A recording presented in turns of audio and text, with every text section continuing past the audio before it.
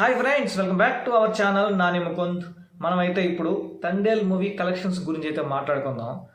ఇప్పటి వరకు మనం పుష్ప మూవీ కలెక్షన్స్ చూస్తుంటారు, గేమ్ చేంజర్ కలెక్షన్స్ చూస్తుంటారు, అలాగే సంక్రాంతికి వస్తున్న కలెక్షన్స్, డాకు మహారాజ్ కలెక్షన్స్. అంటే ఏదైనా మూవీ రిలీజ్ అయిందంటే ఆ మూవీ ఎన్ని రోజులు ఆడుతుంది ఏంది అనేది ఎవరు చూడట్లా. ఎంత కలెక్షన్స్ సాధిస్తుంది, డే 1 కలెక్షన్స్ ఎంత, డే 2 కలెక్షన్స్ ఎంత, ఎన్ని రికార్డ్స్ బదలగొడుతుంది అంటే రోజువారీ కలెక్షన్స్లో అని చెప్పి చూస్తున్నారు.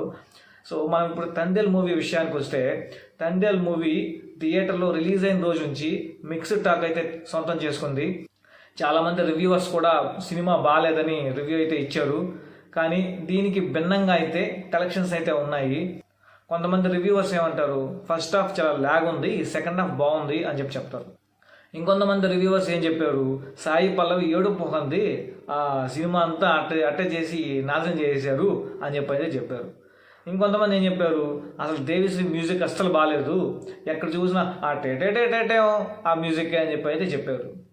కానీ వీటన్నిటికీ భిన్నంగా తండేల్ మూవీ కలెక్షన్స్ అయితే ఉన్నాయి. ఇక మనం లేట్ చేయకుండా కలెక్షన్స్ విషయానికి వస్తే, డే 1 అయితే 21.27 crores అయితే సాధించింది వరల్డ్ వైడ్గా. నేను ఇప్పుడు చెప్పే కలెక్షన్స్ అన్ని వరల్డ్ వైడ్గానే. దాని తర్వాత 2 రోజుల విషయానికి వస్తే 41.20 crores అయితే సాధించింది. ఇకపోతే 3 రోజుల కలెక్షన్స్ విషయానికి వస్తే 62.37 crores అయితే సాధించింది.